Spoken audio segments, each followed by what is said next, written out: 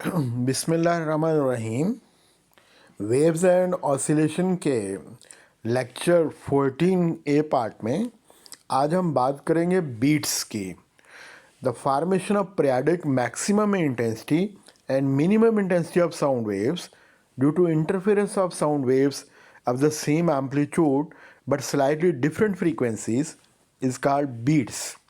अब maximum intensity जो वो क्या होती है, when two sound waves of same amplitude but of slightly different frequencies travel in a medium in same direction and arrive at a point simultaneously, the constructive and destructive interference is produced, resultant intensity of the sound.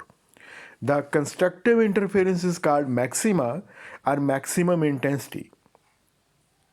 इसी तरह minimum intensity का मतलब ये होता है कि sound waves में जो डिस्ट्रक्टिव इंटरफेरेंस होता है उसको मिनिमम इंटेंसिटी जो है वो कहते हैं। एनालिटिकल ट्रीटमेंट जो है वो क्या होती है बीट्स के लिए। मैथमेटिकल ट्रीटमेंट को एनालिटिकल ट्रीटमेंट जो है वो कहती है। The longitudinal displacement of sound wave travelling along positive x axis, s के साथ उसको लिख लेते हैं equal to s m cos k x minus omega t, क्योंकि ये लॉन्गिट्यूडनल वेव्स उसी डायरेक्शन में ट्रेवल करती हैं जिस डायरेक्शन में वो आगे चलती हैं। तो ये कंप्रेशन है, ये रेयरफैक्शन है, ये कंप्रेशन है। तो एक कंप्रेशन और नेक्स्ट कंप्रेशन का फासला जो है वो वेवलेंथ होती है और इसकी ये हाइट जो है ये एम्पलीट्यूड होता है। तो साउंड वेव्स क्योंकि लॉन्गिट्यूडनल वेव्स होती हैं तो इस वास्ते इसका डिस्प्लेसमेंट जो वो कॉज के साथ लिखते हैं, और जो साइनोसाइडल वेव्स होती हैं उनका साइन के साथ लिखते हैं। अगर वेव्स पॉजिटिव एक्सिस की तरफ ट्रेवल कर रही हैं तो के एक्स और ओमेगा के दरम्यान में माइनस साइन आता है। Pressure variation in sound waves. अब साउंड वेव्स का जो डिस्प्लेसमेंट है उसका इक्वेशन हमने लिखा है एस एक्स व t equal to s m cos k x minus omega t. यहाँ पर एस एम जो है वो मैक्सिमम डिस्प्लेसमेंट है मीडियम से फ्रॉम इक्विलिब्रियम पोजीशन, और ओमेगा के जो है वो वेव नंबर है, ओमेगा जो है वो यहाँ पर एंगुलर वेलोसिटी है। The change in pressure give rise to change in volume when longitudinal sound waves travel through a medium. जब मीडियम में लॉन्गिट्यूडनल वेव्स ट्रेवल करती हैं तो प्रेशर में जो वो चेंज आती है। साउंड वेव्स का मीडियम में ट्रेवल करना बिल्कुल ऐसे ही है जैसे आप साइकिल में हवा भरते हो। ये उसका सिलेंडर होता है, ये उसकी बोकी होती है। आप इसको नीचे जब वो यहाँ से प्रेस करते हो तो ये सिलेंडर जो है वो नीचे जब प्रेस हो जाता है तो प्रेशर जो है उसमें तब्दीली आती है, तो वॉल्यूम में कमी हो जाती है। जब आप ऊपर करते हो तो प्रेशर कम होता है, वॉल्यूम बढ़ जाता है। जब आप सिलेंडर को ऊपर करेंगे तो ये ऊपर चला जाएगा और इसमें कमी जो है वो आ जाती है। तो साइकिल में हवा भरना, आप बोकी को ऊपर नीचे प्रेस करते हो तो प्रेशर बढ़ता है तो वॉल्यूम कम होता है, जैसे बॉयल्स लॉ है। तो इस तरह लॉन्गिट्यूडनल वेव साउंड में जो है वो ट्रेवल करती हैं। The ratio of change in pressure, जो प्रेशर में चेंज आती है, और change in volume per unit volume, ये change in volume per unit volume जो है इसको बल्क मॉडुलस कहते हैं, बी के साथ लिखते हैं।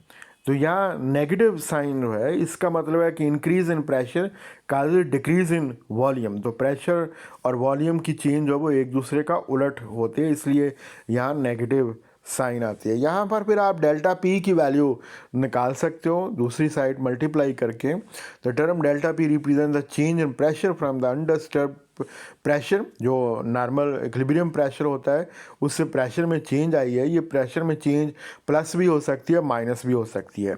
अगर आप जैसे पंप की मैंने मिसाल दी है, तो अगर आप बोकी को नीचे प्रेस करोगे नीचे की तरफ तो प्रेशर जब वो बढ़ता है, तो अगर आप इसको ऊपर की तरफ मूव करोगे तो प्रेशर में कमी होती है। जैसे साइकिल में हवा भरते हो नीचे प्रेस करते हो तो प्रेशर बढ़ता है, जब ऊपर की तरफ करते हो तो प्रेशर में कमी होती है। यहाँ तो the actual pressure at any location is equal to p not plus delta p. यहाँ पर पी के साथ जो है वो डेल्टा पी आएगा, इस तरह डेल्टा आएगा, वो मिस है। तो अब आप फर्ज कर लें ये प्रेशर में जो चेंज है that depends upon weather delta P is positive और नेगेटिव, नेगेटिव है या पॉजिटिव है, यानी कि आप उसको नीचे प्रेस कर रहे हो सिलेंडर के अंदर बोकी को, या पूरे पिस्टन सिस्टम को ऊपर जो वो प्रेस कर रहे हो। Now consider a layer of medium such as a gas जिसकी thickness delta x and cross sectional area जो है वो ए के बराबर है। इस तरह आप एक स्लैब लेंगे, ये स्लैब है, ये जो है वो इसकी क्रॉस सेक्शन एरिया जो है वो ए है उसका, और उसका प्रेशर जो पी नॉट है, तो इसका वॉल्यूम होगा ए ज़रब डेल्टा एक्स। एरिया ज़रब डेल्टा एक्स, दो लंबाइयाँ जो है वो वॉल्यूम के बराबर होती हैं। तो thickness of the layer medium changes by amount delta S. जब आप प्रेशर अप्लाई करते हो तो बाय अमाउंट डेल्टा एस जो है उसमें कंप्रेशन या रेयरफेक्शन बनते हैं, तो प्रेशर में जो है वो चेंज जो है वो आ जाती है, लेकिन एरिया जो है वो क्रॉस सेक्शन एरिया जो है वो सेम रहता है। तो चेंज इन वॉल्यूम जो है वो फिर delta V equal to A ज़रब डेल्टा एस होगा, क्योंकि आपको मालूम है कि वॉल्यूम जो है वो लंबाई ज़रब चौड़ाई ज़रब ऊंचाई होता है, और दो साइड्स को मल्टीप्लाई करेंगे तो एरिया बन जाता है एक साइड हाइट, तो ये वॉल्यूम के बराबर होता है। अब आप डेल्टा वी इसकी वैल्यू जो है वो पुट कर दें इक्वेशन 1 में, तो ये वैल्यू पुट कर दिया, ए को ए से जो है वो कैंसिल कर दें, और जब अंडर लिमिटिंग कंडीशन होगी तो डेल्टा जो है ये करली में चेंज हो जाएगा, डेरिवेटिव में हो जाएगा, और आपके पास ये फार्मूला जो बन जाता है। यहाँ एस की डेफिनेशन जो है वो पीछे एस एम हमने cos k x minus omega T है, वहाँ हम उसको पुट कर दें, और कॉस का डेरिवेटिव जो है वो माइनस साइन होता है, तो ये माइनस जो है वो डेरिवेटिव से जो आएगी वो उसके साथ प्लस हो जाएगी, और ये कांस्टेंट जो है वो तीनों मल्टीप्लाई होके डेल्टा पी एम के बराबर हो जाएंगे, और इसको maximum value of variation of pressure amplitude जो वो कहते हैं, pressure amplitude. Variation pressure in with time for constant x. अगर आप टाइम में प्रेशर वेरिएशन देखना चाहते हो और एक्स को जो है वो कांस्टेंट रखते हो, तो यहाँ पर जो है वो आप इस फार्मूले में की एक्स जो है उसको ख़त्म कर दोगे, तो आपके पास जो है वो ये फार्मूला जो है वो बन जाएगा। इसको प्रेशर वेरिएशन कहते हैं। साउंड वेव में भी कंसिडर एज आइदर ए डिस्प्लेसमेंट वेव, डिस्प्लेसमेंट की शक्ल में आप साउंड वेव को ले सकते हो, एस की शक्ल में, या आप प्रेशर वेरिएशन की शक्ल में लिख सकते हो। तो प्रेशर वेरिएशन को डील करना इजी होता है। इसमें प्रेशर वेरिएशन में चूँकि साइन आता है, और एस में जो है वो कॉज आता है, और कॉज और साइन में 90 डिग्री का जो वो डिफरेंस होता है। सिंपल हार्मोनिक मोशन में आपने जो है वो देखा था कि अगर 90 डिग्री आउट ऑफ फेज हो तो साइन कॉस में और कॉस साइन में चेंज हो जाता है। तो फ़र्क सिर्फ इतना ही पड़ता है कि प्रेशर वेरिएशन जो है वो 90 डिग्री आउट ऑफ फेज हो जाती है, उसमें साइन आ गया, उसमें कॉस आ जाता है। अभी बीट्स का ये सवाल बाकी है, तो इसके लेक्चर के बी पार्ट जो है उसमें फिर हम आगे डिस्कस करते हैं।